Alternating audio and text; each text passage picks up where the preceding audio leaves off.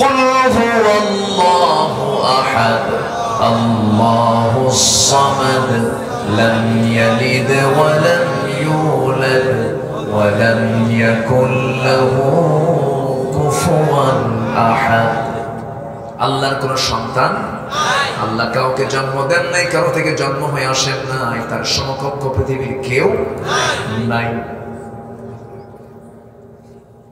আল্লাহকে চেনার জন্য আল্লাহ রাব্বুল আলামিন গোটা কোরআনের 3 ভাগের 1 ভাগ তাওহীদ নিয়ে কথা বলেছেন। তার পরিচয়টা আগে আমাদের জানা দরকার।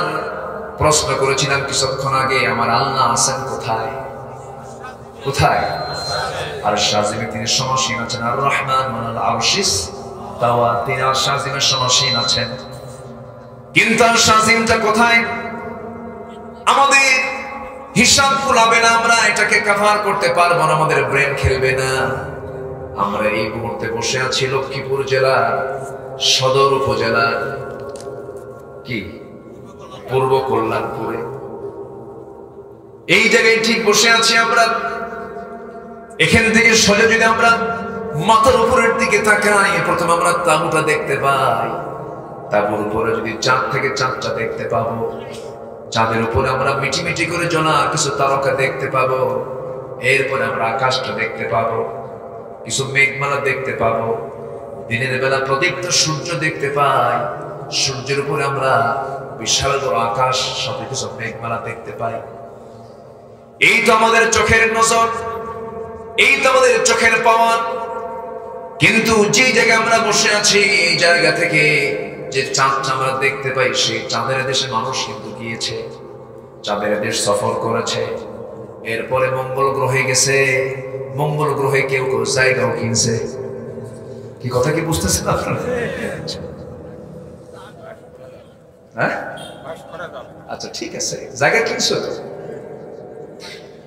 আমার ভাইয়েরা।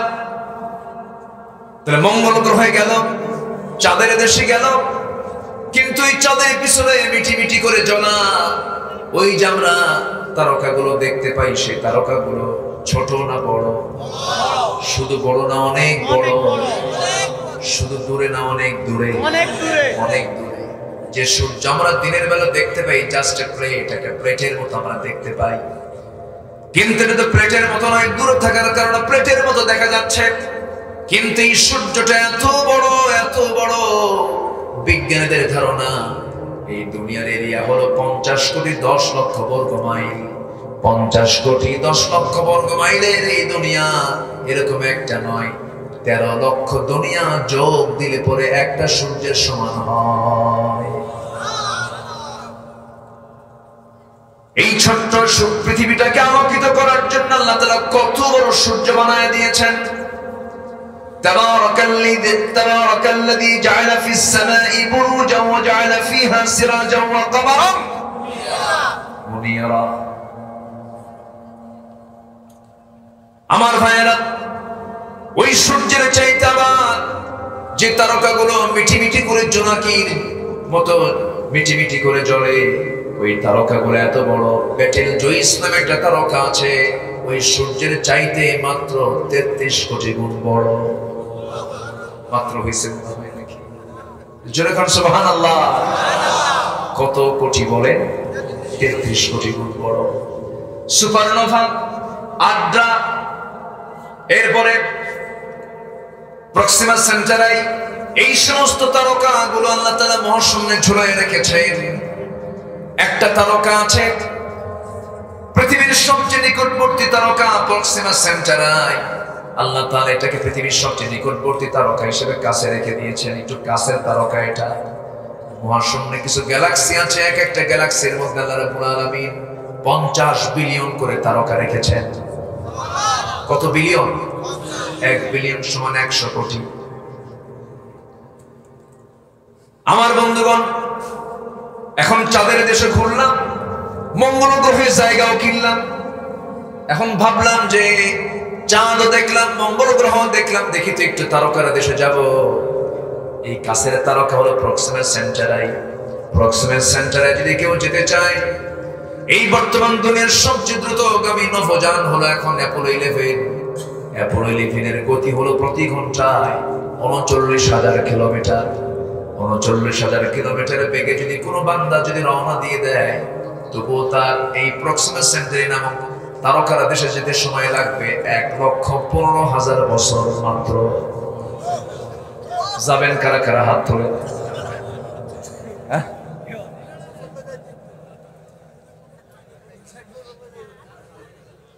বাঁচবো কয়দিন, যাবো কোন দিন? এই তো বললাম মহাশূন্যের কথা। এখনো কিন্তু আকাশে যাই নাই, তাও তারকাটা দূরের না কাছে? এমন কিছু তারকা আছে যে তারকার আলো এখনো দুনিয়াতে আসেই নাই। এই মহাশূন্য, এরপরে মহাকাশ, এই নিরাকাশ আমরা দেখতে পাই। সে আকাশের উপরে আরো আকাশ আছে না নাই? এরপরে মাঝখানে মহাশূন্য আরেকটা আছে না নাই? আল্লাহ কি শুধু এক আকাশের মালিক, না 7 আকাশের মালিক? সাবআ সামাওয়াত, সাবআ সামাওয়াত, 7 আকাশের তিনি মালিক। আবার দ্বিতীয় আকাশটা প্রথম আকাশের তুলনায় কত বড়! সাহারার মধ্যে চলতে নিয়ে কোন আদম সন্তান যদি তার হাতের থেকে আংটি যদি সাহারার মধ্যে ফেলে দেয়, সাহারার তুলনায় আংটি যেমন ছোট, দ্বিতীয় আকাশের তুলনায় প্রথম আকাশ তেমনই ছোট। ষষ্ঠ আকাশে আছে সিদরাতুল মুনতাহা। সেই সিদরাতুল মুনতাহায় আমার নবীজি যখন মেরাজ করেন, সাথে সফর সঙ্গে ছিলেন জিবরিল আমিন আলাইহিস সালাতু ওয়াস সালাম। ষষ্ঠ আকাশে যাওয়ার পর, সিদরাতুল মুনতাহায় যাওয়ার পরে বললেন, আল্লাহ রাসূল, আমি আর যেতে পারবো না, এটা সীমান্ত বৃক্ষ, আর আমার পক্ষে যাওয়ার সম্ভাবনা নয়। আপনার জন্য এখন স্পেশাল ফ্লাইট আসতেছে, আপনি এখন এটাতে চড়ে আপনি চলে যাবেন।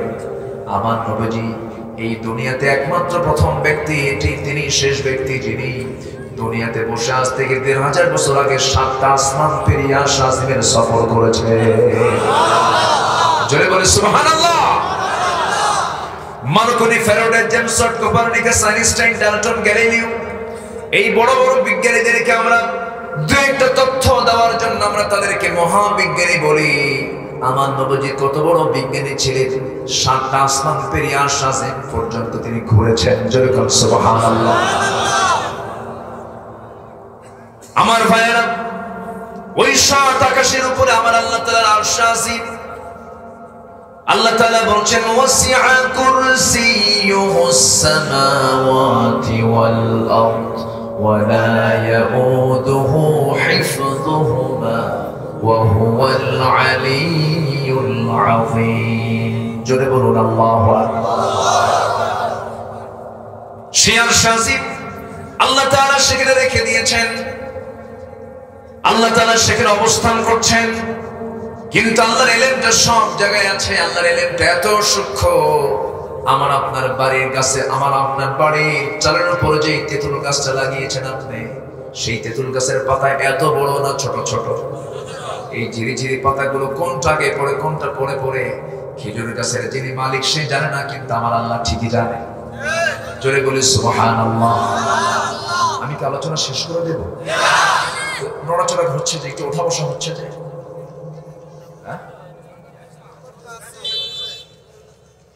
ও চাপ চোপ, খুব চাপ না, না একটু বসেন না।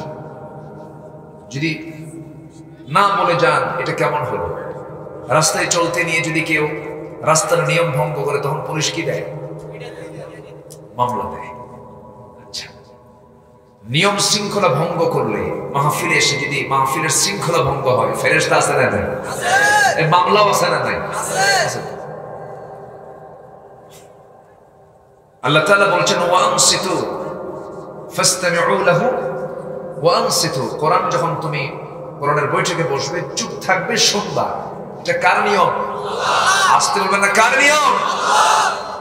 নিয়মটা ভঙ্গ করা যাবে না। তো বসেন, আমরা সময় মতো শেষ করবো। জোরে বলি ইনশাআল্লাহ। কয়টা কাজ শিখবো আমরা আজকে? 6টা। 1 নম্বর হলো ঈমান আনবো আমরা কার উপরে? আংশিক না পুরোপুরি? আমার ভাইয়েরা, আরশ আজিমের কথা আমি বলছিলাম। আরশ আজিমটা কত দূর একটা ধারণা আমরা পেয়ে গেলাম। আল্লাহ বলছেন, বান্দারে তুই যদি আমার প্রতি টানতে পারিস, যদি তোর মাইকলা গেল কোথায়?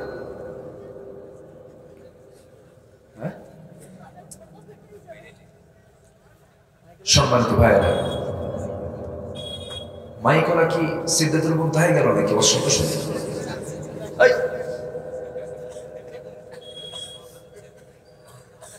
মানে ওয়াজ তো ওইদিকে চলতেছিল, বুঝলেন না? ভাবলাম যে আমি ওইদিকে চলে গেল কিনা।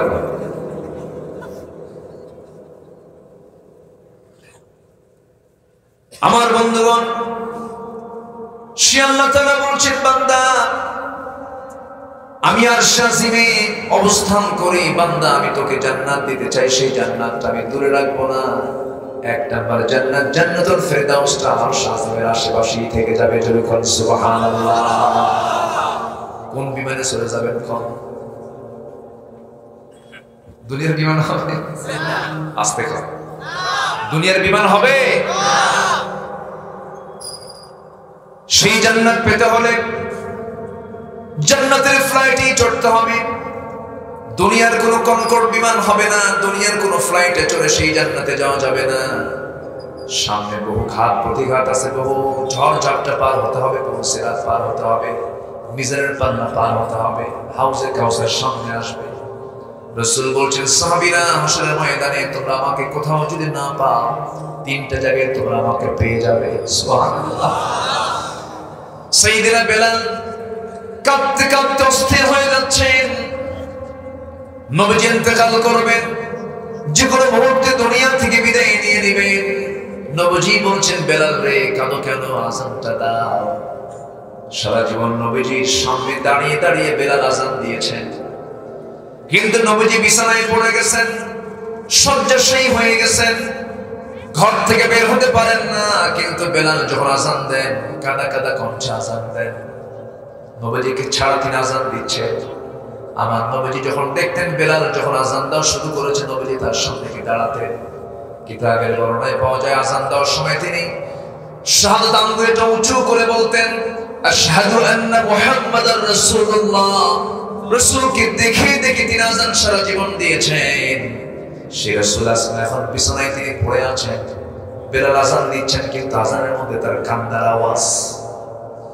নবীজির ইন্তেকালের পরে প্রথম খলিফা সাইয়েদনা আবু বকর বলছেন, বেলাল আযান দাও না কেন?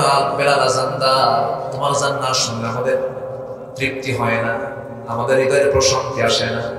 সাইয়েদনা বেলাল বলতেছেন জবাবে, ও ভাই আবু বকর, তুমি কি আমার রাসূলকে সামনে হাজির করতে পারবা নাকি? না।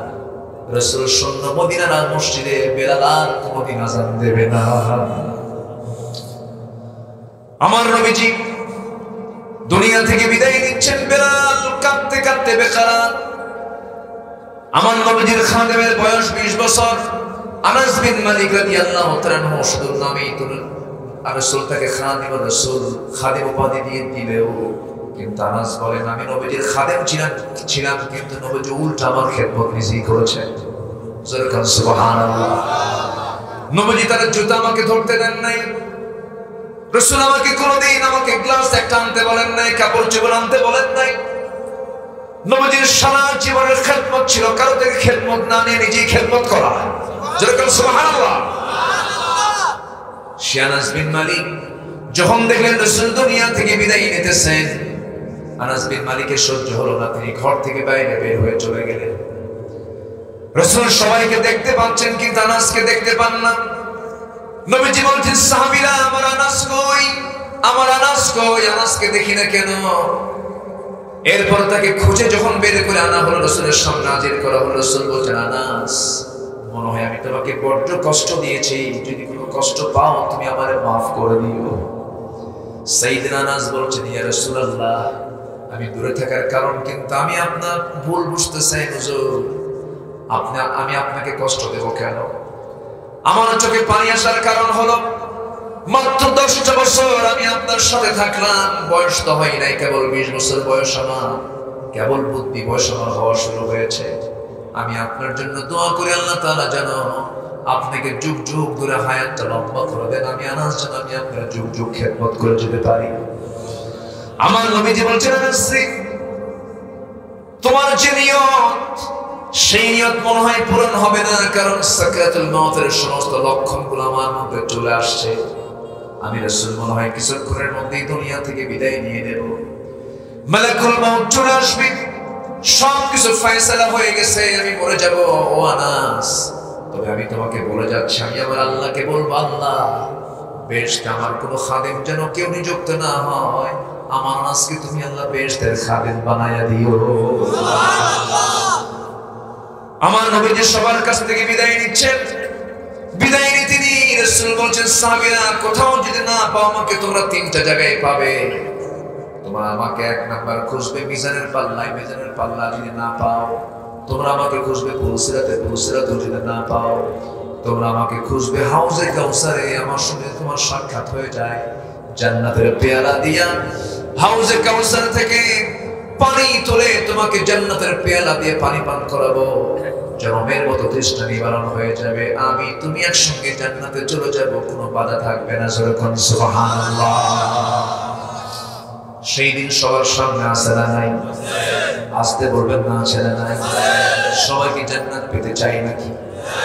সবাই কি জান্নাত পেতে চাই?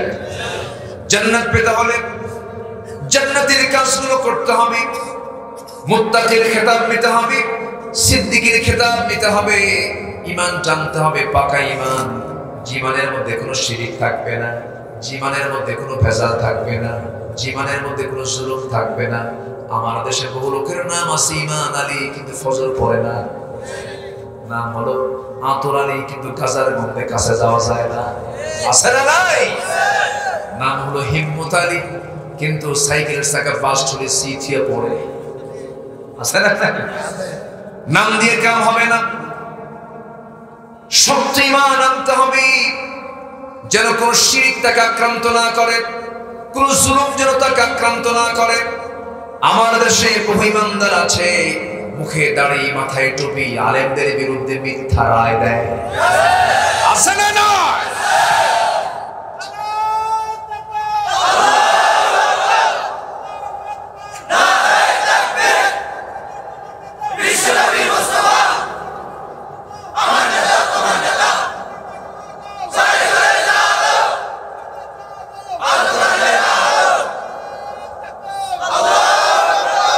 হজ করে একটানা যতদিন বাঁচে ততদিন হজ করে, প্রত্যেকবার হজে যায়।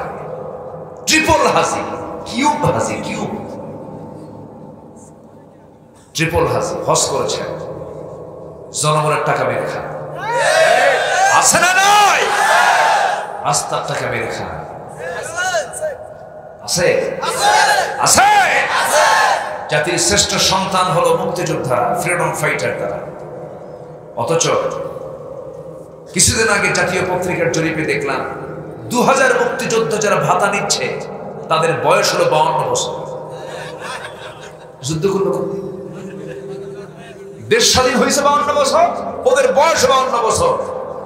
যুদ্ধ করছে কোথায়? আলমে আল্লাহ থেকে। কষ্ট পাচ্ছেন? উচিত কথায় বন্ধ বেজা, গরম ভাতে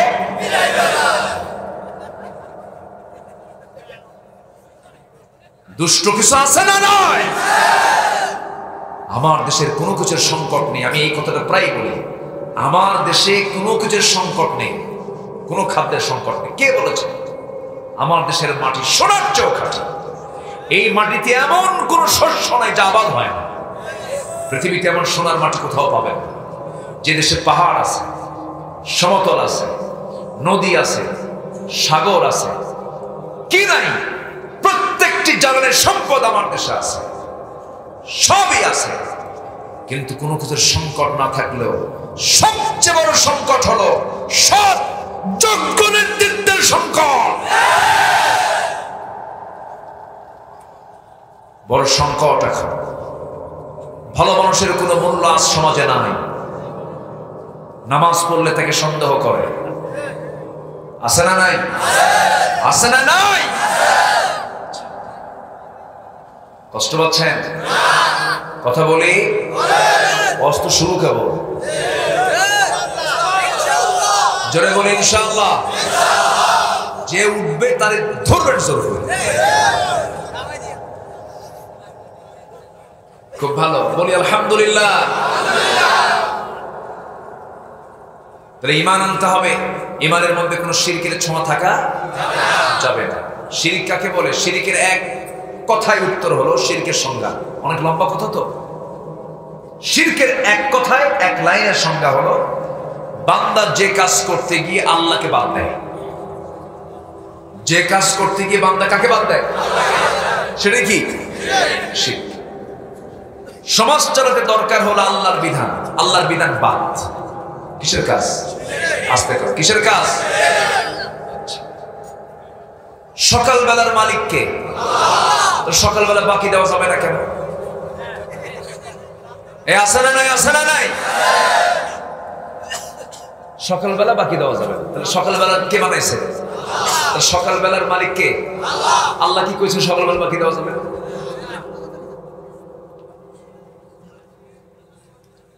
শনিবারে বাঁশ কাটা যাবে না যদি মানুষ মরে।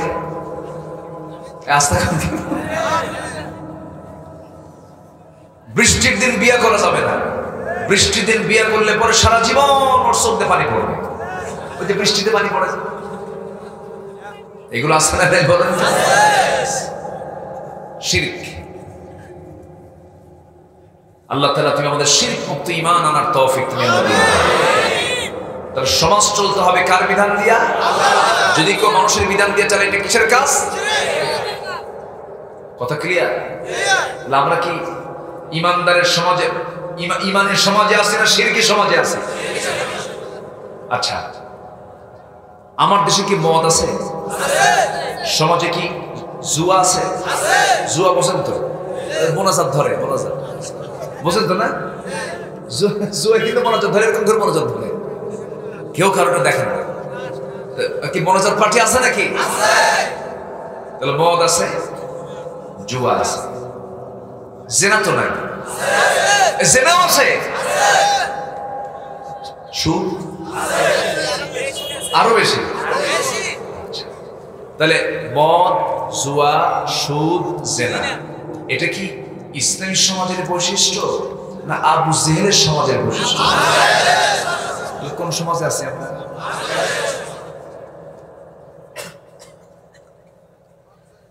কথা বোঝা যায়? কিন্তু আবু জেহেল নামে কোন লোক আছে?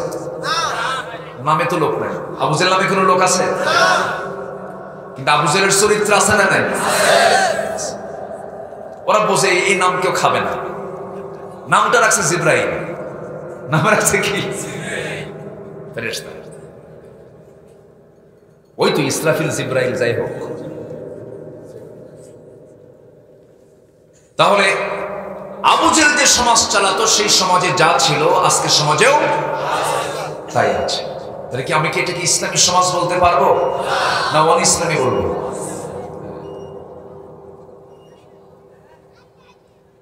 সম্মানিত ভাইয়েরা, একটু মনোযোগ দিয়ে কথাটা শোনার চেষ্টা করবেন। অনেকের চিন্তা কি জানেন? নামাজ পড়বো, সুদও খাবো, আল্লাহ খুশি থাক, শয়তানও বেজার না। আচ্ছা, অথবা নামাজ পড়বো, সুদও খাবো, নামাজের সওয়াব, সুদ খাওয়ার গুনাহ, ওজন তো হবে। মাওয়াজিনুহু ফাহুয়া ফি ঈশাতির রাদিয়া, ওজন তো হবে, ওজনে তো নামাজই ভারী হবে, যা আমি জান্নাত পাবো। এরকম চিন্তা করা কিছু লোক আছে না নাই? আছে না নাই? এই প্ল্যান করে জান্নাত পাওয়া যাইবে না। আসতে বলবেন না, যাইবে না। বনের টাকা, বনের সম্পদ, বনের জমি মেরে খাওয়া ভাই তো লক্ষ্মীপুরে একটা হবে? আছে? আছে? বাপ মারা গেছে এক যুগ, বনের সম্পত্তি ভাই বুঝে দেয় না। যখনই বনটা আসে এসে বলে, ভাই ওই যে, পুরোটা বলার সাহস পায় না, ওই যে, কথা বলছেন ভাই কই খুব ব্যস্ত আমি। এক যুগ পার হয়ে গেছে, ব্যস্ততা কাটে না। বছরে 2 বার দাওয়াত দেয়, পিঠা খাওয়া, এটা পর্বে বিভিন্ন দাওয়াত দিয়ে পিঠা খাওয়া, পাশে আবার বসায় নেয়। বোনকে বলে, বোন তুমি তো আমার বোন, এটা কথা বলে কি অংশ নিলে কিন্তু ধ্বংস হয়। কি ফতোয়া দিল দেখে, একবার শয়তান থেকে ওহী নাযিল হয়েছে। এরকম আছে না নাই? অথচ আল্লাহ বলছেন লিযযাকারি মিসলু হাযিল উনসাইন। আল্লাহকে মেয়েদের অংশ ভাগ করে দিয়েছেন। ফারায়েজ যারা পড়েছেন, আগে মেয়েদের অংশ, আগে আল্লাহ তাআলা মেয়েদের অংশ আগে তুলে ধরেছেন। আগে মেয়েদেরকে বুঝায় দাও। ভাইয়ের কাছ থেকে বঞ্চিত বোন আছে না নাই? আছে না নাই? বাবার সম্পত্তি থেকে বঞ্চিত মেয়ে আছে না নাই? বাবা জীবদ্দশা মেয়ের সম্পত্তি ছেলেকে লিখে দেয়। এরকম লোক তো লক্ষ্মীপুরে নাই। ওদিকে কোন হাজী সাহেব, ওদিকে কি সাহেব? হাজী সাহেব। এগুলো ইসলামী সমাজের বৈশিষ্ট্য নয়। মুসলমান কাকে বলে? পরিপূর্ণ ঈমান তার মধ্যে রাখতে হবে, থাকতে হবে। আংশিক মানবো, আংশিক মানবো না, তা হবে না। আল্লাহ তাআলা এখানে শুধু আল্লাহর প্রতি ঈমান আনার কথা বলেন নাই, তিনি বলেছেন ওয়ালাকিন্নাল বিররা মান আমানা বিল্লাহ ওয়াল ইয়াউমিল আখির ওয়াল মালাইকাতি ওয়াল কিতাবি ওয়ান নাবিয়্যিন। কিতাবকে মানো, কিতাব ছাড়া তুমি কিসে দিয়ে মানাবে? কিতাবকে তোমার মানতে হবে, নবীদেরকে মানতে হবে। ঈমানটা তোমার পরিপূর্ণ রূপে আনতে হবে। ঈমান তুমি পরিপূর্ণ আনবে না, ওই ঈমান দিয়ে তুমি জান্নাত পাবে না। আমার বন্ধুগণ, নাম্বার 2 আল্লাহ তাআলা ইনফাক ফি সাবিলিল্লাহর কথা বলছেন, দানের কথা বলছেন। মাল তুমি খরচ করো, মাল দিয়েছেন কে? আল্লাহ। ওয়া আতাল মাল আলা হুব্বিহি যাবিল কুরবা ওয়াল ইয়াতামা ওয়াল মাসাকিন ওয়া ইবনাস সাবিল ওয়াস-সাইলিনা ওয়া ফির রিকাব। আল্লাহ তাআলা এখানে সবগুলো খাতগুলো জানিয়ে দিয়েছেন। মাল যে খরচ করবে এর মধ্যে 1 নাম্বার হলো কুরবা, নিকটাত্মীয়দের জন্য খরচ করবা। আবার আল্লাহ তাআলা আরেক জায়গায় রাসূলকে বলা হচ্ছে, রাসূল আপনাকে প্রশ্ন করবে তারা সম্পদগুলো কোথায় খরচ করবে, টাকা পয়সাগুলো কোথায় খরচ করবে। ইয়াসআলুনাকা মাযা ইউনফিকুন কুল মা আনফাকতুম মিন খায়রিন ফালিল ওয়ালিদাইনি ওয়াল আকরাবিন। জোরে বলুন আল্লাহু আকবার। মালগুলো কোথায় খরচ করবে? 1 নাম্বার হলো বাপ মার জন্য খরচ করতে হবে। কিন্তু অনেক সন্তান আছে বইয়ের খরচ সে সম্পূর্ণ করে ছেলের খরচ দেয়, মেয়ের খরচ দেয়, কিন্তু মার খরচের কাছে সে টাকা নাই। এরকম তো লক্ষ্মীপুরে নাই? আস্তরণ আছে না নাই বলে? ও যুবকরা, তারা যারা বসে আছে আজকের মাহফিলে, যুবকরা বেশি। যুবকদেরকে আমি আজকে 3টা কাজের কথা বলবো। 3টা কাজ তোমরা করবা, আল্লাহ তাআলা তোমাদের রিজিকে ব্যবস্থা আল্লাহ তাআলা ডাবল করে দিবেন। রিজিকটাকে বাড়ায় দিবেন। রিজিক বৃদ্ধির 3টা আমল। কয়টা আমল? যুবকদের জন্য স্পেশাল 3টা আমল শেখায় দিয়েছে। তোমরা 3টা কাজ করবা, তোমাদের রিজিকটা বৃদ্ধি পেয়ে যাবে। শুনবা? আগ্রহ আছে যুবকরা? 1 নাম্বার, তাড়াতাড়ি বিয়ে করো।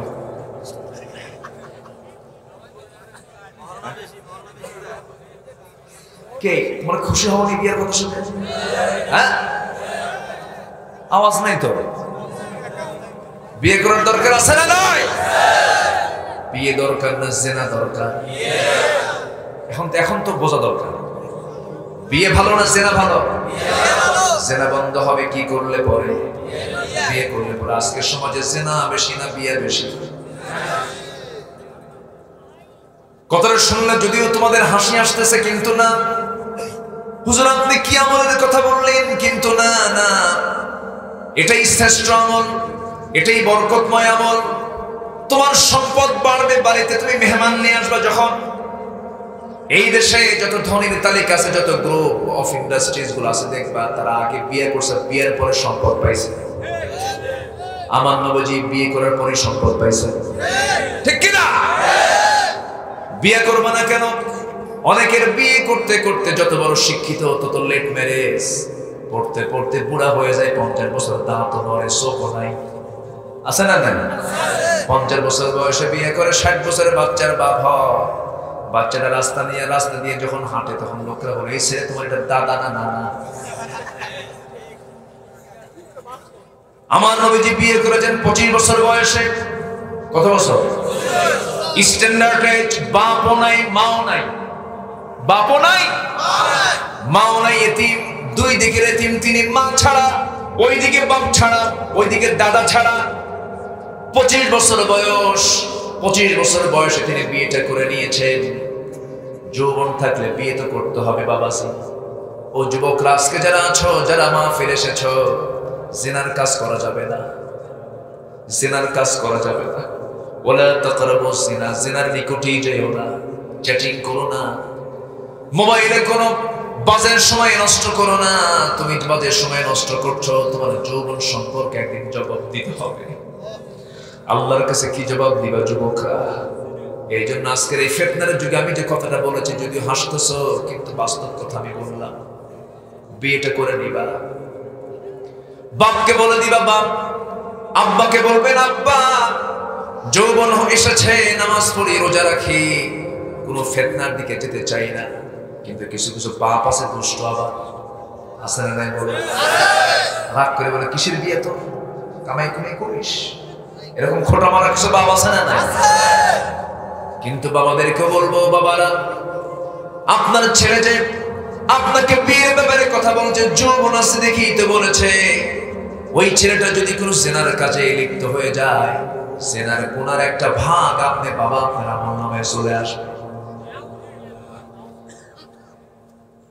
সন্তান ভালো করলে যেমন ভালো আমল নামা আপনার আমল নামায় চলে আসবে, সন্তান খারাপ করবে তার আমল নামাও চলে আসবে। এই জন্য 3টি কাজ কখনো দেরি করতে নেই। মেয়ে যখন বড় হবে তাড়াতাড়ি বিয়ের ব্যবস্থা করে দেওয়া, মানুষ যখন মারা যাবে তাকে দাফন করে দেওয়া, ঋণ যখন তুমি করেছ ঋণটাকে তাড়াতাড়ি পরিশোধ করে ফেলা। ফানকিহু মা তাবা লাকুম মিনান নিসা মাসনা ওয়া থুলাসা ওয়া রুবা'।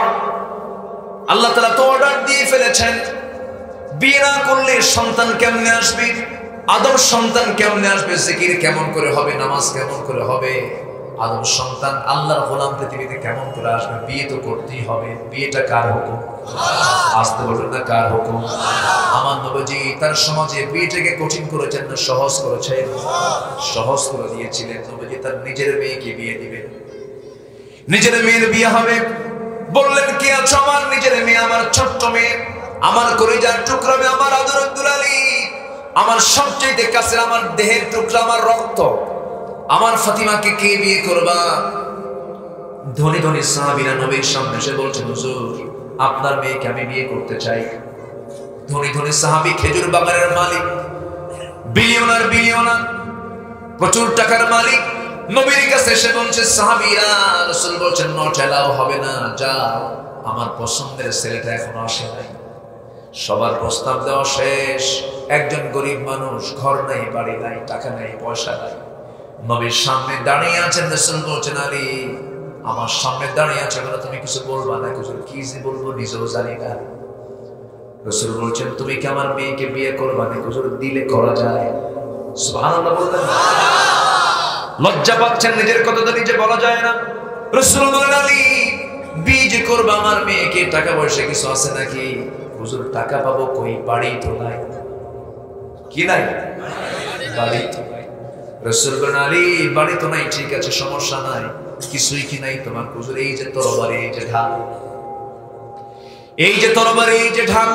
রাসূল বলেন, তুমি হলো আসাদুল্লাহিল গালিব, তোমার জন্য তো অবশ্যই তরবারি সর্বক্ষণের জন্য প্রস্তুত রাখা দরকার। যাও, ঢালটা ছাড়াও যুদ্ধ করা যায়, ঢালটা বেঁচে আসো, ঢাল বেচার টাকাটাই হবে আমার মেয়ের বিয়ের মহরণা। 30 লক্ষ টাকা, 30,03,310 টাকা মহরণা ধার্য করিয়া, তোর মধ্যে 320 টাকা মাকফুল বাবদ পরিশোধ করিয়া, বাকি টাকা ফাঁকি দিয়া,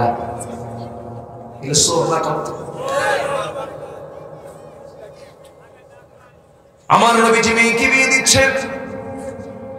ঢাল বিক্রি করার জন্য তিনি পরামর্শ দিলেন। ঢাল বিক্রি করতে গেছেন সাত সকাল বেলা, সামনে ওসমান জিন্নুরাইন পড়ে গেছেন। নবীজি তার দুটো মেয়েকে ওসমানের হাতে দিয়েছিলেন। একটা মেয়ে মারা যায়, আরেকটা মেয়েকে তার কাছে বিয়ে দেন, সেই মেয়েটাও মারা যায়। নবীজি বলেন, আমার এই দুইটা মেয়ে মারা গেছে, আমার আরেকটা মেয়ে থাকলে আমি ওসমানকে আরেকটা মেয়ে দিতাম। হায়াআন উসমান, লজ্জাশীল ছিলেন, এত লজ্জাশীল, রাসূল লজ্জাকে খুব পছন্দ করতেন। ওসমানের যতগুলো গুণ ছিল তার মধ্যে সবচেয়ে বেশি গুণ ছিল তিনি ছিলেন চরম লাজুক, লাজুক প্রকৃতির। যাদের লজ্জা আছে তাদেরকে লজ্জা করতে কখনো বাধা দিবেন না। লাজুক লোকটা ভালো, আলহামদুলিল্লাহ বলেন। আমার নবীজি একদিন বসে আছেন ঘরে, নবীজি ইশারা পাজামাটা একটু উপরের দিকে চলে আসছে, হাঁটু পার হয়নি, একটু উপরের দিকে চলে আসছে, পাটা দেখা যায়। ওসমান লজ্জায় ঠকেরই নাই। কিছু লাজুক প্রকৃতির লোক থাকে, লাজুকতা একটা ভালো গুণ, আলহামদুলিল্লাহ বলেন। মেয়েদের লজ্জাটা হলো সবচেয়ে বড় জিনিস। যে মেয়ের লজ্জা নাই, প্রত্যেকটা নবীর কমন দাওয়াত ছিল, ইন্না মিম্মা দারাকান নাস মিন কালামি নবুওয়াতুল উলা। প্রত্যেকটা নবুয়ত, প্রত্যেকটা নবীর কমন একটা দাওয়াত ছিল, সেটা হলো যখন তোমার লজ্জা না থাকবে ফাসনা মা শিতা, যখন তুমি যা ইচ্ছা তাই করতে পারবে। ইদা লাম তাস্তাহি ফাসনা মা শিতা। লজ্জা যে সবচেয়ে বড় গুণ। আমার নবীজি তার বড় জামাই ওসমানকে দুইটা মেয়েকে দিয়েছেন তার হাতে। সাইয়েদনা আলী ঢাল বিক্রি করতে এসে সামনেই পড়ে গেছে ওসমান। তিনি বলছেন, আলী তুমি ঢাল বেচার জন্য বাজারে কেন? বিয়া ঠিক কার সাথে? নবীজির ছোট্ট মেয়ে ফাতিমার সাথে। ওসমান জিন্নরেন খুব খুশি হয়ে গেছেন, খুব ভালো, রাসূল তো চয়েস করেছেন ভালো, আলহামদুলিল্লাহ, খুব খুশি হয়ে গেছেন। কিন্তু তিনি জানেন না। ওসমান জিন্নরেন বললেন, ঠিক আছে, ঢালটা আমাকে দিয়ে দাও, এই যে ধরো টাকা, ডালটা আমি কিনে নিলাম, যাও কয়েক হাত যেতে না যেতে। সুবহানাল্লাহ। আমার নবীজি বলেন, আমার বড় জামাইয়ের সঙ্গে পরামর্শ করার সুযোগ পেলাম না আমি, তার আগেই তুমি বলে আসছো। কিন্তু নবীজির জামাই তো এরকম আমাদের সমাজের জামাইয়ের মতো না। যদি কোনো শ্বশুর যদি বড় জামাইকে না বলে যদি মেয়ের বিয়ে ঠিক করে, শালীর বিয়ে ঠিক করে, বড় জামাই বলবে কি? বউটাকে রিমান্ডে নিয়ে বলবে, তোর বাপ একটা হারামজাদা রে, আসলে নাই বলে। কিন্তু আমার নবীর জামাইরা তো এরকম না। আমার নবীর জামাই হায়াআন উসমান, এইদিকে আলী হল আসাদুল্লাহিল গালিব। আমার নবীজি মেয়েকে বিয়ে দিচ্ছেন। এবার বললেন, আলী বিয়ে ঠিক হয়ে গেছে, বিয়ে ঠিক হয়ে যাবে, ইজাব কবুল হয়ে যাবে, বিয়ে ঠিক হয়ে গেল। বিয়েটা পড়ায় দিলেন রাসূল। বিয়েটা পড়ায় দিলেন। নবীজির চোখের কোনা বেয়ে টপ টপ করে পানি পড়ছে, কারণ মেয়েটাকে আদর করে বড় করে যখন স্বামীর ঘরে দেওয়া হয়, ভুক্তভোগী বাপ ছাড়া কেউ বোঝে না, ঠিক কিনা? যার ঘরে মেয়ে আছে, মেয়েটাকে আদর করে বড় করে মেয়েটাকে সম্পাত্রস্ত করে দেওয়া হয়। স্বামীর ঘরে যখন চলে যায়, বাবার একটা করে বুকের তার মনে হয় ছিঁড়তে থাকে, মার কষ্ট হয়, কারণ মেয়েটাকে আদর করেছি আমি, আজকে সে আমার ঘর থেকে স্বামীর ঘরে চলে যাচ্ছে। এই জন্য পুরুষদেরকেও বলবো আমি, বউটাকে কখনো দূর মনে করবেন না, বউটাকে কখনো কাজের মানুষ মনে করবেন না, বউটাকে মনে করতে হবে মেহমান, একটা আমানত মনে করতে হবে, একটা আমানত মনে করবেন। তার জীবন যৌবন সবকিছু আপনার জন্য উৎসর্গ করে, বাবা ছেড়ে, ভাই ছেড়ে, বোন ছেড়ে, নিজের বাড়ি ঘর ছেড়ে সারা জীবনের তোরা আপনার বাড়িতে সে চলে আসছে। একটা বারের জন্য খোটা দিয়ে কোনো স্বামী কোনো স্ত্রীকে কথা বলা জায়েজ নাই। আমার ভাইয়েরা রাসূল মেয়েকে বিয়ে দিলেন। বিয়ে দিয়ে চোখের পানি মুছতে মুছতে বলছেন, মা এতদিন আমার ঘরে ছিল, এখন তুমি যাবে স্বামীর ঘরে, আমি তোমাকে বিদায় দিচ্ছি, চলে যাও। একটা পিসদানি দিলেন, একটা মশক দিলেন, একটা চামড়ার তোশক দিলেন। রাসূল কিন্তু উপহারও দিয়েছেন, একটা পিসদানি, একটা চামড়ার তোশক, আর একটা পানির মশক, আর একটা হলো গ্লাস, একটা পান পাত্র দিয়েছেন। এরপরে বলছেন, মা স্বামীর ঘরে চলে যাও, আর একটা কথা শোনো মা, মৃত্যুর দিন পর্যন্ত যেন স্বামীর বিরুদ্ধে একটা নালিশ যেন আমি বাপ আমার কানে না আসে। সুবহানাল্লাহ বলবেন না? এখন মেয়ের বাপরা কি করে? মেয়ের বাপ মেয়েকে বিয়ে দিয়ে বলে, মা যা স্বামীর ঘরে যা, যদি কিছু বলে শুধু ফোন দিবি, খাইয়া ফেলাম। আছে না কিছু, আছে না? জীবনও সুখ হবে না, জীবনও সুখ হবে না। মাদেরকেও বলবো আমি, অনলাইনের কল্যাণের সব আওয়াজগুলো সবার কাছে চলে যায়। মাদেরকে বলবো, আমি আমার মায়েরা স্বামীর ঘর পাওয়ার পর ভাববেন এটি আমার শ্রেষ্ঠ ঘর। বিয়ের পরে একটা মেয়ের জন্য শ্রেষ্ঠ ঘর বাবার ঘর না স্বামীর ঘর? বাবার ঘর না স্বামীর ঘর? স্বামীর ঘরটাকে আপনি শ্রেষ্ঠ ঘর মনে করবেন, তাহলে সুখ পাবেন। যে মেয়েটা বারবার পিছু টানে বাবার বাড়ির দিকে, সে কখনো সুখী হতে পারবে না, পুরনো সংসার সে করতে পারবে না কখনো। ফাতিমা রাদিয়াল্লাহু তাআলা একদিন আমার নবীর বাড়িতে এসেছেন, নবীর সামনে নামাজ পড়তেছিলেন, বসে বসে নামাজ পড়া দেখে রাসূল বলছেন, ফাতিমা তোমার কম বয়স, বসে বসে নামাজ পড়ো কেন? ফাতিমা বলছেন, আব্বা আমি দাঁড়িয়ে দাঁড়িয়ে নামাজ পড়ি, আমি সব সময় বসে বসে নামাজ পড়ার হেতু হলো আমার গায়ে যে জামাটা দেখতে পাচ্ছেন সেই জামার পিছনের অংশ একটু তালি আছে, সেরা আছে। আমি যদি দাঁড়িয়ে নামাজ পড়তে যাই, সেরা অংশটুকু আপনার নজরে পড়বে, আপনি আমার আব্বা। এই সেরা অংশটুকু আপনার নজরে পড়ার সঙ্গে সঙ্গে আপনার মনে চিন্তা আসতে পারে, আমার জামাই আলী আমার মেয়েটাকে কাপড়ে কষ্ট দেয়, আমার স্বামী এতটুকু দুর্নাম প্রকাশ পেয়ে যাক, এটাকে আমি চাই নাই মনে করে বসে বসে নামাজ পড়তেছি। জোরে বলে সুবহানাল্লাহ। অনেকদিন পর আমার নবীর কাছে ফাতিমা একদিন আসলেন, এসে বলছেন, আব্বাজান আমি পিষদানি দিয়ে আটা পিষতে পিষতে আমার হাতে দাগ পড়ে গেছে, কড়া পড়ে গেছে। কূপের পানিতে পানি তুলতে তুলতে বালতি দিয়ে আমার কোমরে দাগ পড়ে গেছে। আমি ঘর ঝাড় দিতে দিতে আমার কাপড়গুলো ময়লা হয়ে যায়, আমি পরিষ্কার করার সময় পাই না। আমার দুইটা ছেলে হাসান হোসাইন সব মিলিয়ে আমি পরামর্শ করেছি আমার স্বামীর সাথে, তার সঙ্গে পরামর্শ করে আপনার কাছে আসলাম। আপনি তো রাষ্ট্রপ্রধান, দেখুন তো মেহেরবানি করে আমাদের জন্য একজন খাদেম অথবা একটা কাজের মানুষ দেওয়া যায় কিনা। নবীজি বলছেন, মা এইদিকে আসো। কাছে টানলেন, একটু আড়ালে নিয়ে গিয়ে বলছেন, মা তুমি শোনো, তুমি কি দেখেছো মুহাম্মদ বিন আব্দুল্লাহ কখনো অন্যের দ্বারা কাজ করায় নাই নাকি? আল্লাহু আকবার। তোমার বাবা মুহাম্মদ সাল্লাল্লাহু আলাইহি ওয়াসাল্লাম কারো দিয়ে তো আমি কাজ করায় নেই না, আমার ঘর আমি নিজে ঝাড়ু দেই, আমার কাপড়টা আমি নিজে ধুয়ে ফেলি, আমি আমার সমস্ত কাজগুলো আমি নিজেই সম্পন্ন করি, কারো অপেক্ষায় আমি আমার কাজকে ফেলে রাখি না। সারা জীবনের সুন্নত হলো এটা আমার। মা তুমি আমার মতোই থাকবে, কাজের মানুষের দরকার নাই, যাও আমি তোমাকে আমল শিখায় দিচ্ছি। সুবহানাল্লাহ আলহামদুলিল্লাহ আল্লাহু আকবার 33 বার বলবে। আল্লাহ তোমার সমস্ত আমলগুলোকে, সমস্ত কাজগুলোকে আমার আল্লাহ তোমার জন্য সহজ করে দিবেন। সুবহানাল্লাহ। যুবকরা, নাম্বার 1, তাড়াতাড়ি বিয়ে করে নিবা। তোমার যৌবন আছে, তোমার বিয়ে করা উচিত। বিয়েটা করবা, তুমি রিজেক্ট দিবেন কে? আল্লাহ। আসতে বলবে না, রিজেক্ট দিবেন কে? তুমি প্ল্যান করবা, পরিকল্পনা করবেন কে? আল্লাহ। তুমি বিয়ের সিদ্ধান্ত নিবার সঙ্গে সঙ্গে আরশ থেকে রিজেকের ফয়সালা হয়ে যাবে। এটাকে বলি সুবহানাল্লাহ। যুবকরা মনে মন খারাপ করতে আছে? হ্যাঁ, খুশি হয়েছে তো? কিন্তু মনে মনে চিন্তা করতেছে, হুজুর মেয়ের বাপরা তো বিয়ে দেয় না। অনেকে মন খুলে বলতে পারতেছে, আমি তো সব কথাই বলে দিলাম। মেয়ের বাবারা বলে ছেলে কি করে, এটা আগে বলা উচিত না, প্রশ্ন করা উচিত। ছেলেটার তাকওয়া আছে কিনা, ঠিক কিনা বলে?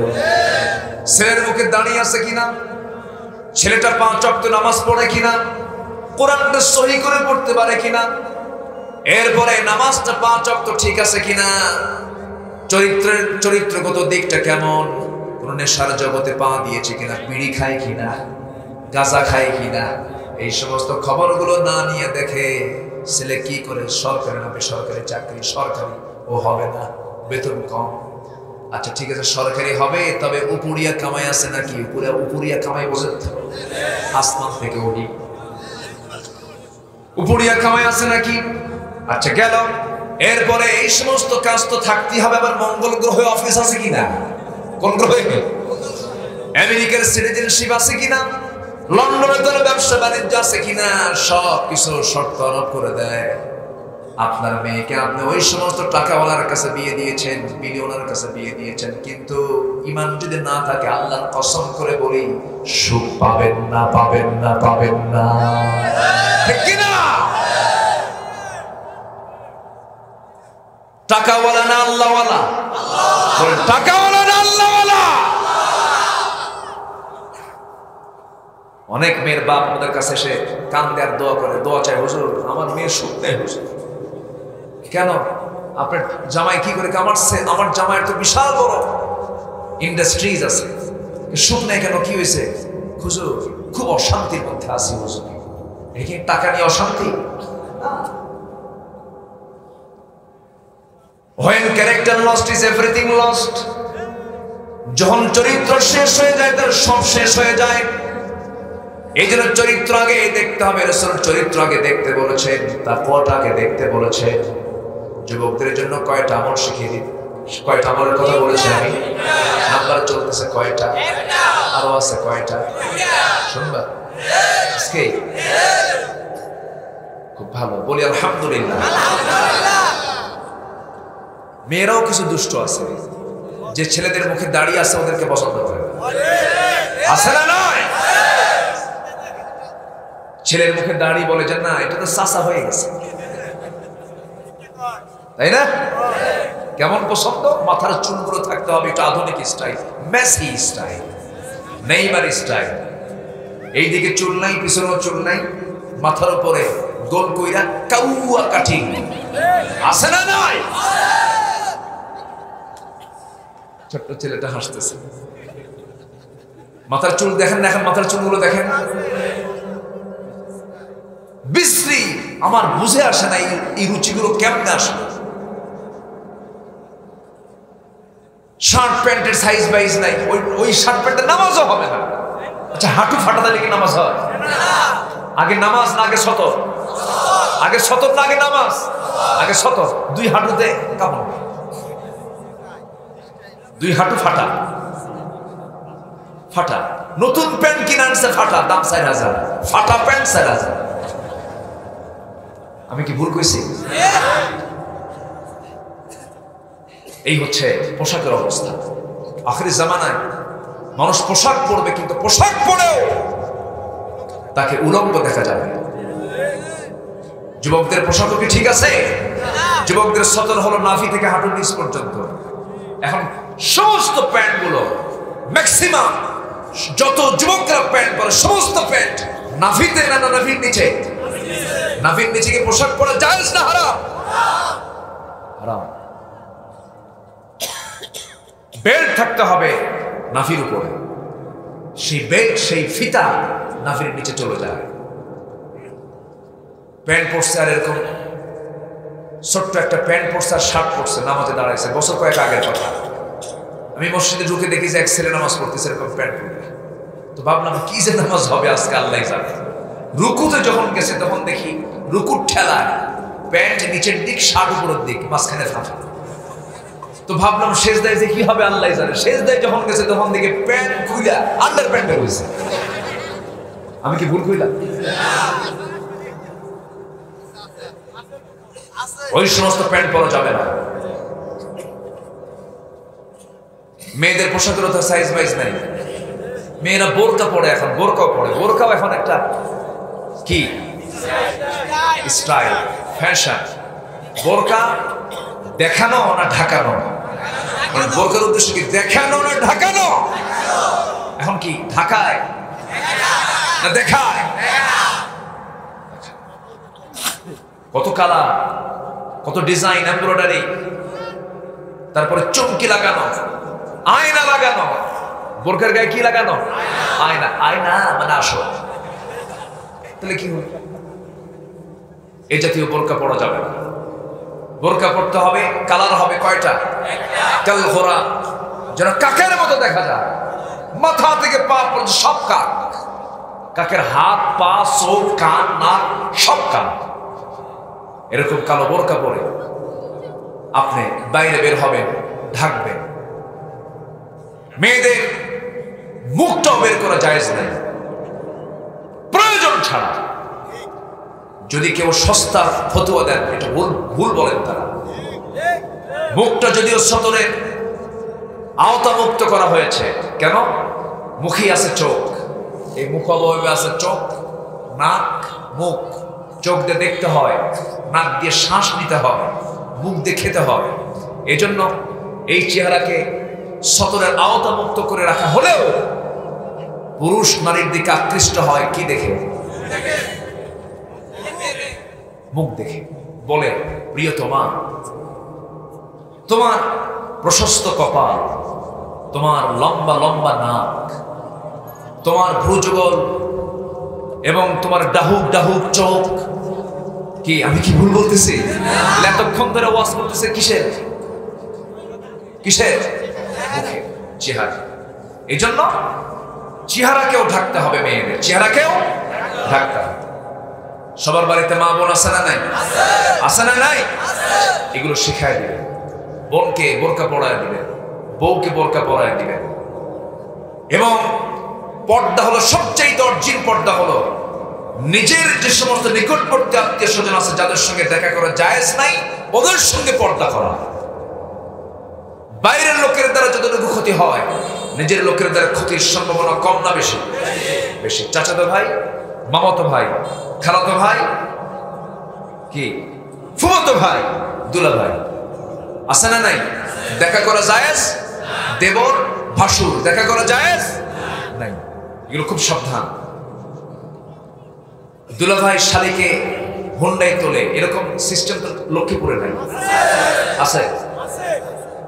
দুলা ভাই পিছনে শালীকে হুন্ডায় উঠায় নিয়ে হাঁটে, চলছে, গাড়ি চালাচ্ছে। এখন শালী চিন্তা করে দুলা ভাই মানুষ, বলছে যখন উঠি দূরেই বসে, দুলা ভাইয়ের গায়ের সঙ্গে গা লাগলে কেমন হয়?